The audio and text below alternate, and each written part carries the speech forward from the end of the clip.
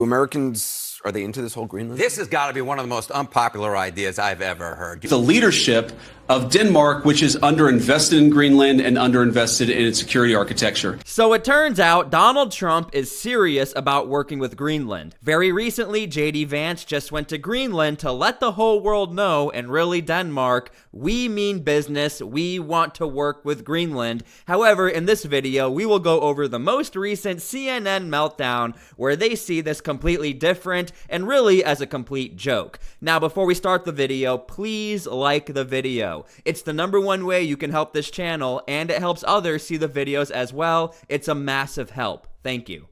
Americans, are they into this whole Greenland? This has got to be one of the most unpopular ideas I've ever heard. You know, I look at the polling day in, day out.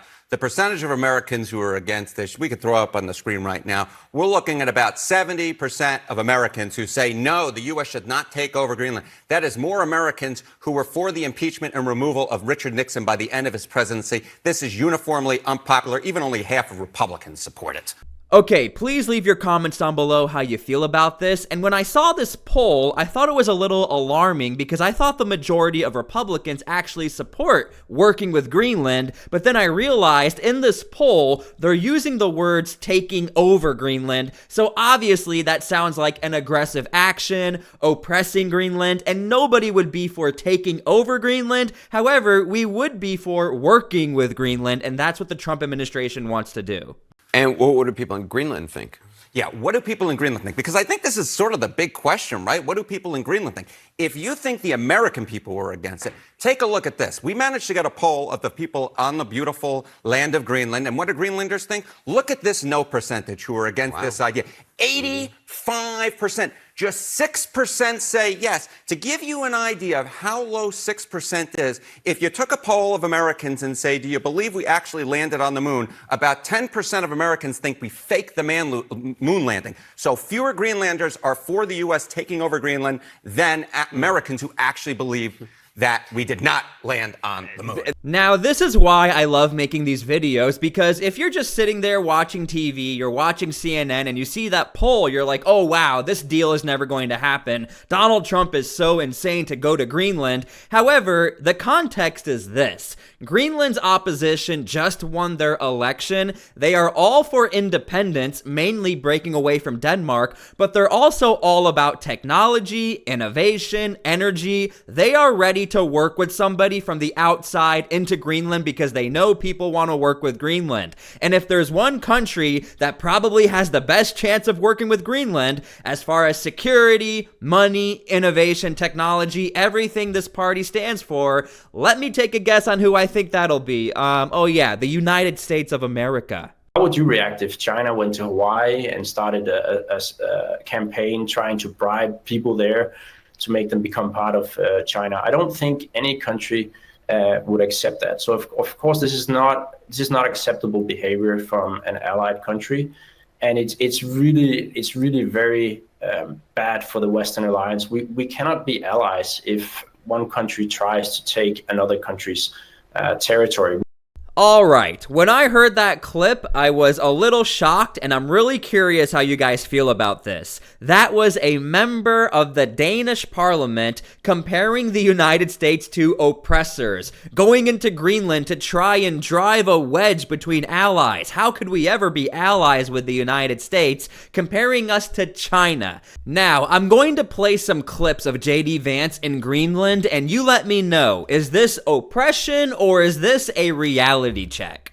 Our message to Denmark is very simple. You have not done a good job by the people of Greenland. You have underinvested in the people of Greenland, and you have underinvested in the security architecture of this incredible, beautiful landmass filled with incredible people. That has to change. And because it hasn't changed, this is why President Trump's policy in Greenland is what it is. It's consistent with the first Trump administration, where you saw significant investments in Arctic security, and it will continue over the next 4 years under President Trump's leadership. And we are allied with the Americans because we want to be protected from others taking our territory, not because we want allies to take our territory away from us. So it's really not something that we can accept, and I don't think any country would accept it. We're not going to accept the strategy of trying to bribe the Greenlanders away from Denmark.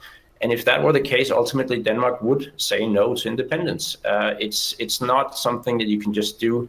You can't take it by force, but you also cannot take it through bribery. I mean, you can't make this up, and I know some of you guys are laughing right now. Again, a member from the Danish parliament is saying, no, we will not allow independence if you guys are going to bribe Greenland away from us, but also, we do expect the United States to work with us since they are an ally. You should have to work with us in case we do get invaded or we do need help. Now you can see when you start to bring all of the context together, I'm sure that poll would have been a little more different if you knew this whole time. Denmark wants our help, but also Denmark doesn't want us to make a deal with Greenland because Denmark said so. This is not the first time the U.S. has shown interest in purchasing Greenland. No, this is kind of interesting to me. I kind of thought maybe Donald Trump came up with this idea out of nowhere, but in fact, there have been numerous points in U.S. history where there's some idea that we might take over Greenland. Perhaps most recently back in the 40s, right? Harry S. Truman, after World War II, there was idea for strategic defense because we could fly the planes over the polar regions, much easier to get over to Moscow.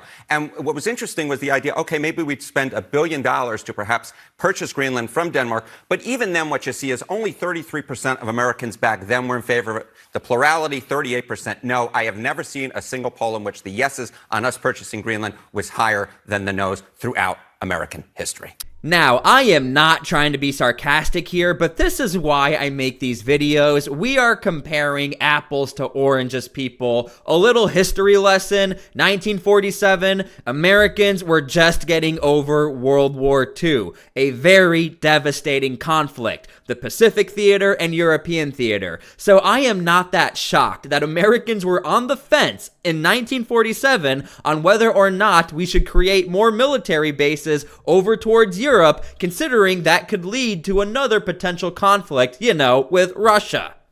You know, I heard a lot about the respect that our American troops show for the local Greenlandic population, the way that we make and create shelter for hunters and dog sledders, the way that we found ways to turn over traditional tribal land to some of the local populations in order to ensure that they're able to live in accordance with their values.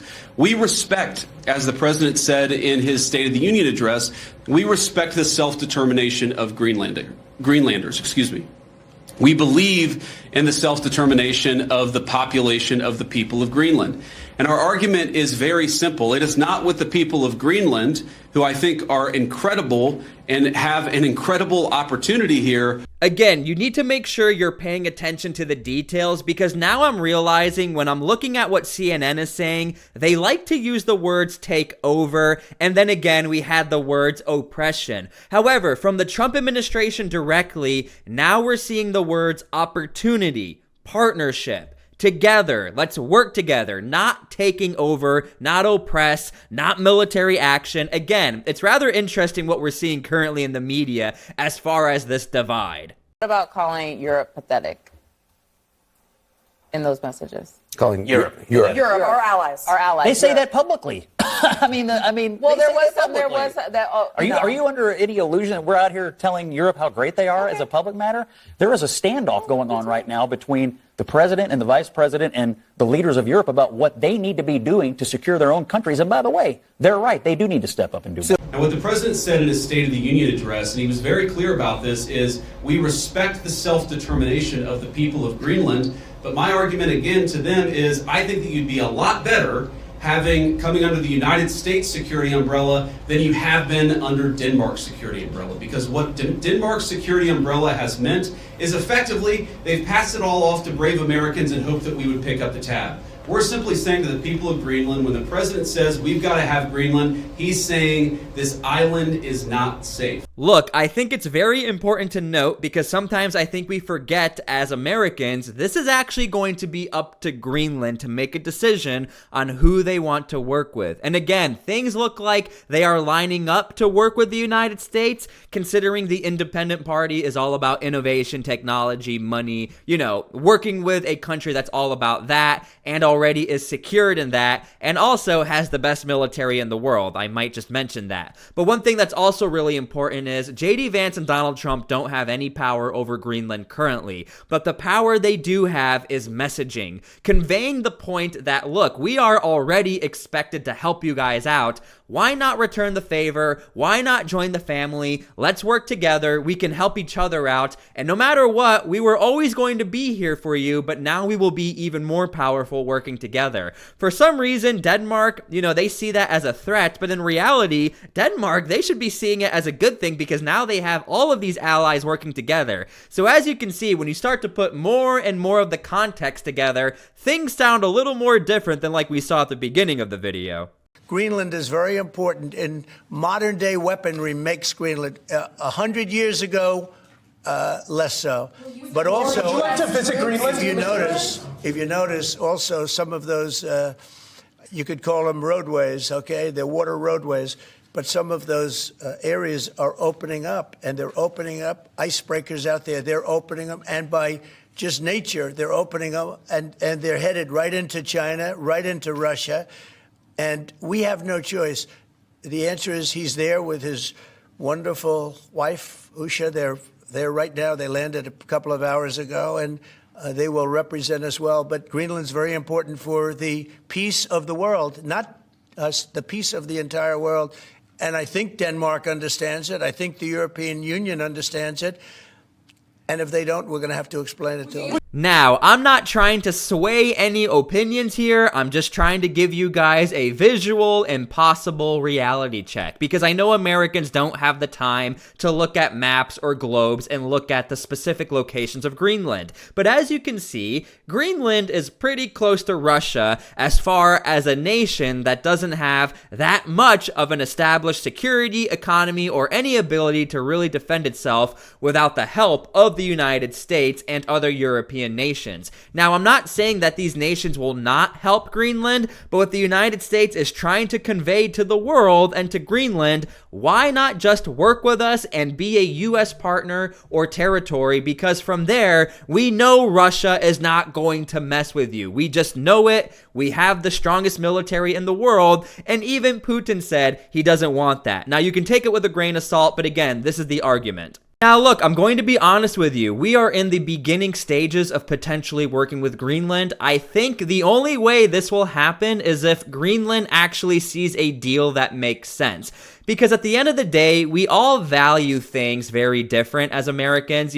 Money means everything to us. Prosperity, strength, military, that is like American ways and American values. But we have to be careful because over in Greenland, we have a lot of tribal cultures. We have universal health care over there. So things would be a lot different. And the people of Greenland would have to accept a lot of these changes. So we'll see how the Trump administration navigates all of this as far as a partnership and how close the partnership would be. But again, this is the messaging as far as the Trump administration. We want to work with you because no matter what, we're going to have to work with you if something happens because we are an ally with Denmark and we are an ally with you. Let's just work together now and make it happen. So let's see what happens. Anyway, hope you guys enjoyed the video. God bless, and we'll see you guys later.